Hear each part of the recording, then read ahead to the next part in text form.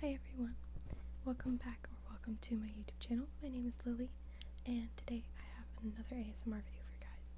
I know this is long overdue and I am going to apologize once again about the wait, but today I figured I could read you some of a book. So the book that I'm going to be reading is That's Not What Happened by Kody Keplinger. Yeah, I butchered it last time, so I'm just gonna start reading aloud and you can just sit back and relax. I have it sprawled out in front of me right here. I'm going to start with what I believe is the prologue. Dear reader, I'm not sure who's going to read this. I'm not even sure if anyone should. But after everything that's happened, I needed to write it all down. Because even with the answers I've gotten over the past few months, I'm still feeling just as lost as I did 3 years ago. You know part of the story already.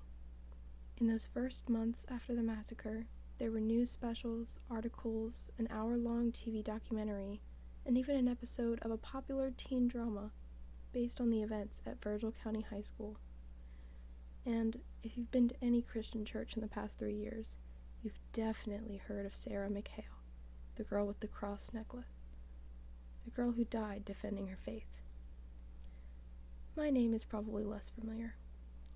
Even if you'd heard it at the time, you've almost certainly forgotten it by now. But I was Sarah's best friend. I was one of the girls in the bathroom with her the day she was murdered. And I, Leanne Bauer, am one of the 6 witnesses who survived the shooting. So much of what you think you know about that day is wrong. The stories have been twisted, tweaked, filtered through a dozen different lenses. For a short time, all eyes were on Virgil County. Everyone wanted a piece of the tragedy. But within a few weeks, the reporters and camera crews were gone, on to another story. And we, the survivors, were still here, still sorting through the rubble. Because while the 24-hour news cycle may have moved on, our stories had only just begun. And now they were tangled into a knot of fact and fiction.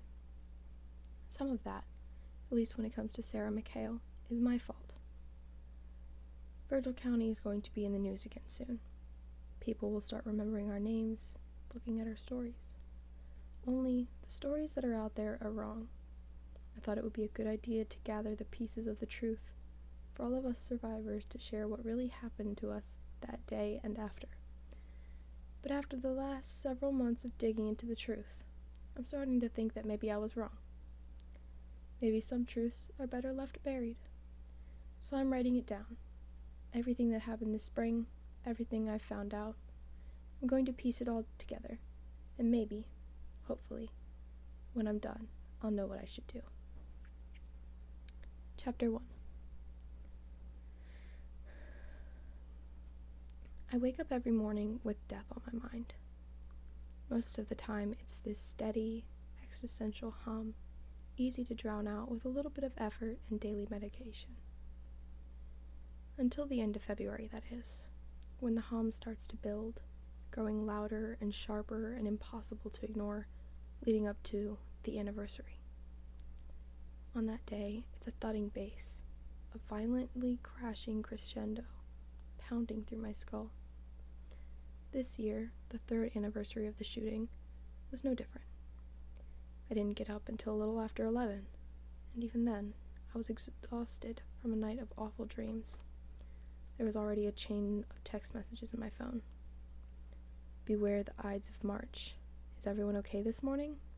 This was from Ashley Chambers, who was always the first to check in. There were 6 of us who witnessed the shooting directly and survived. Before that day, we'd barely known each other. I mean, some of us had classes together. We knew each other's names. Virgil County is tiny and rural, after all.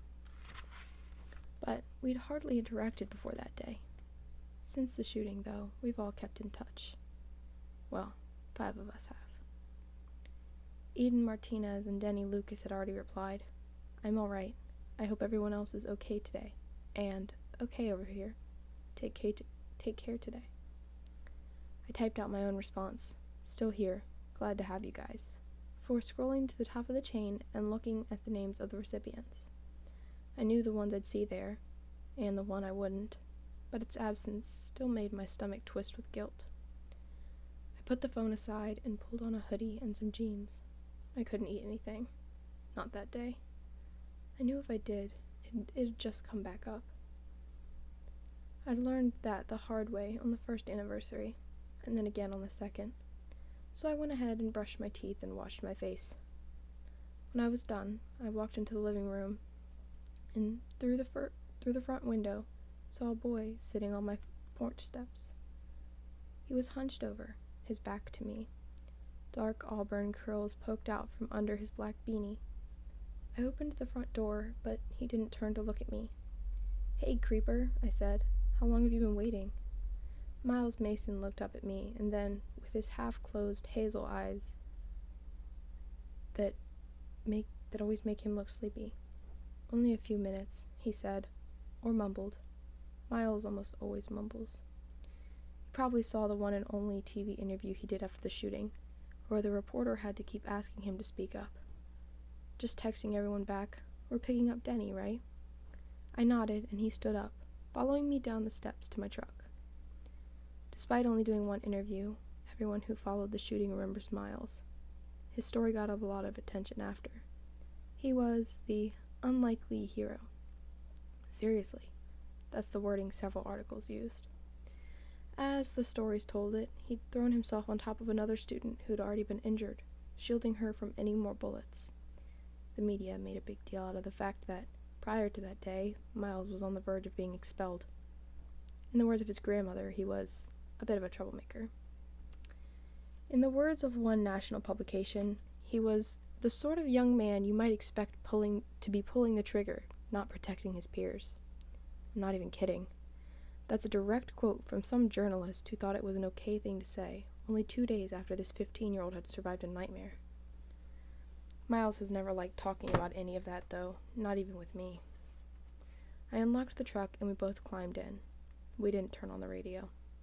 We just listened to the white noise of the engine as we rolled down the empty streets of our neighborhood. It was midday. Everyone was either at work or school. Normally, I would have been a fidgety, nervous wreck about skipping class.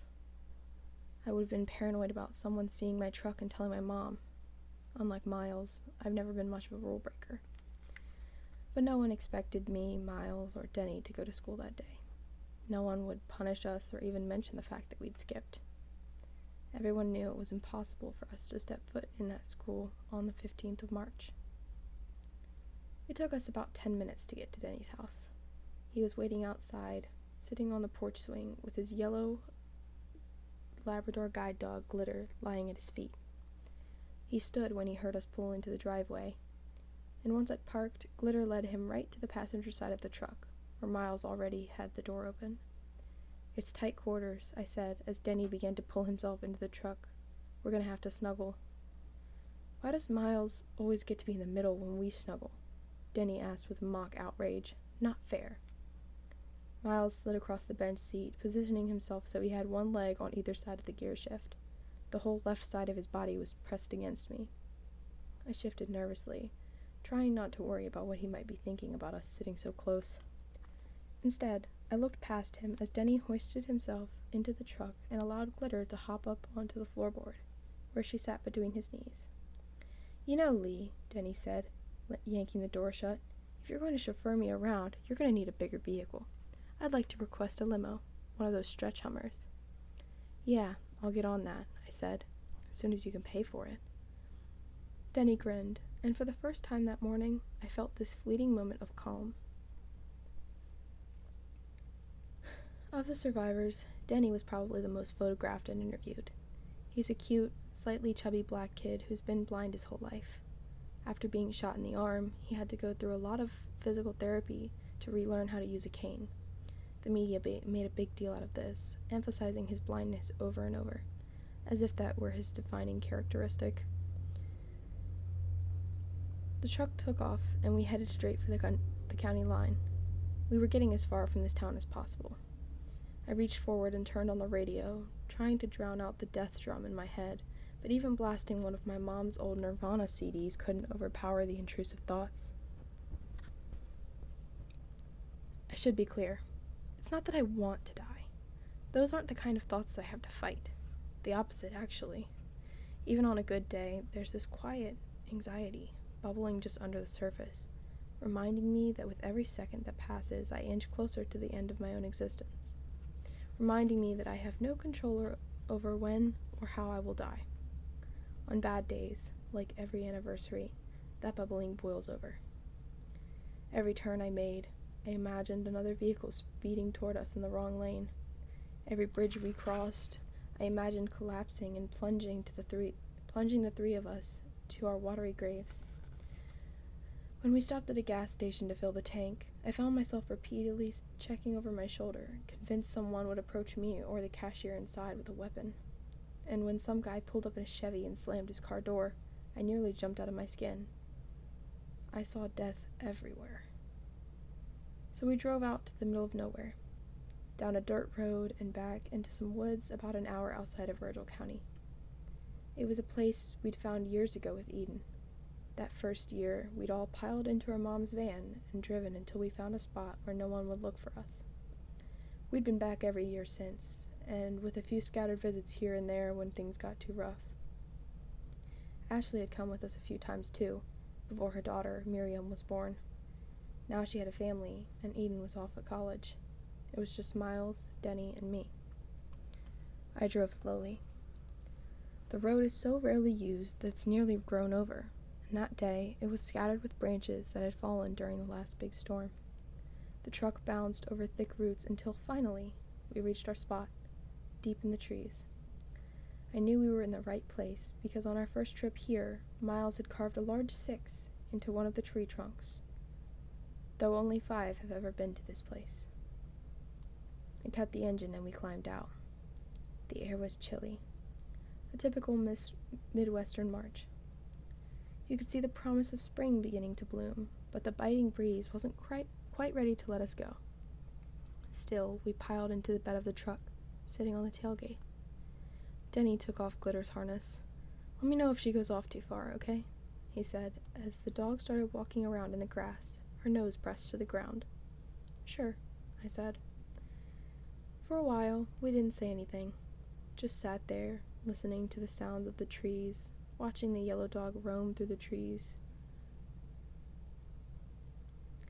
Just sat there, listening to the sounds of the woods, watching the yellow dog roam through the trees, on the trail of some mystery scent. We've all learned how to sit in silence with one another. The quiet, at least when we are together, is safe. Even when we did start to speak, we kept our voices soft. 3 years. Denny let out the words with a sigh. "Yup," Miles said. I was thinking about our text messages from earlier, about that missing name. I thought about it a lot, how we should have been 6 instead of 5. About Kelly Gaynor. I guarantee you don't recognize her name. It hardly ever got mentioned outside of Virgil County, but she was the other girl in the bathroom with Sarah and me. I hadn't seen her in years. Every time I wanted to say something about her, the questions got lodged somewhere in my chest, pushed down by the weight of guilt. I wanted to ask then, to find out if Miles or Denny had heard from her, if they ever thought about her, or if it was just me. I even managed to open my mouth, to suck in a breath. It was a quiet sound, but Miles heard it. Or maybe he could just feel it. Sometimes it seems like he can sense things about me, like he's aware of my every move, breath, blink, and he knows what each of them means. Honestly, it's both comforting and startling. And the way he looked at me then, like he was ready to hang on my every word, made my heart stop for a second. His sleepy eyes made me forget what I was going to say. Denny, who was sitting on my other side, hadn't noticed. "You know," he said, readjusting the dark sunglasses he wore, "no one will remember the shooting once we graduate." "What?" I asked, glad to look away from Miles for a second, though I could still feel him watching me. "Of course they will. Everyone remembers." "No, I mean, no one who was actually there, who remembers what happened will be there after we're gone. We're the last class, the last survivors. Once we're gone, everyone at VCHS will only know what they heard or saw on TV. It'll just be a story to them. I sat there for a minute, letting this sink in. I'm not sure why, but it had never crossed my mind before. He was right, though. In a couple months, the three of us would graduate. We'd been in the freshman class when it happened, and soon we'd be gone. The only students at Virgil County High would be the ones who had heard stories, the ones told over and over in our town, on the news, at church. Students who knew just as much about the massacre as you. And there's so much that you and they don't know. So many stories that had gotten mixed up, confused, or misrepresented. Even I didn't know much at the time. Huh, Miles said. I can't decide if that's a good thing or a bad thing. Me neither, Denny agreed. But I knew. Because the thought of us leaving that school and our stories leaving with us, of really and truly letting those halls be filled with the sick, with the twisted versions of what happened that day, it made me feel sick. Miles put a hand on my shoulder. Lee, you okay? You look a little... You alright? I nodded, because I didn't trust that I could open my mouth without throwing up. It's just today, Denny said. Today is always bad. Yeah, Miles agreed. Always. They were right. That day was always painful, and I'm sure it always will be. But sitting there, all I could think was that it was probably even worse for Kelly Gaynor, wherever she was. And that was my fault. I am going to just going to do that until I have a bookmark. But that was the first chapter. So I'm going to make a video of me reading the second chapter probably tomorrow. Post it tomorrow. Same thing. Just until I'm done with it all. So I don't think there's that many chapters, but it's a decently big book. So if you guys do want me to keep reading it, just let me know in the comments down below, and subscribe if you want to see more stuff like this. Anyways, bye you guys.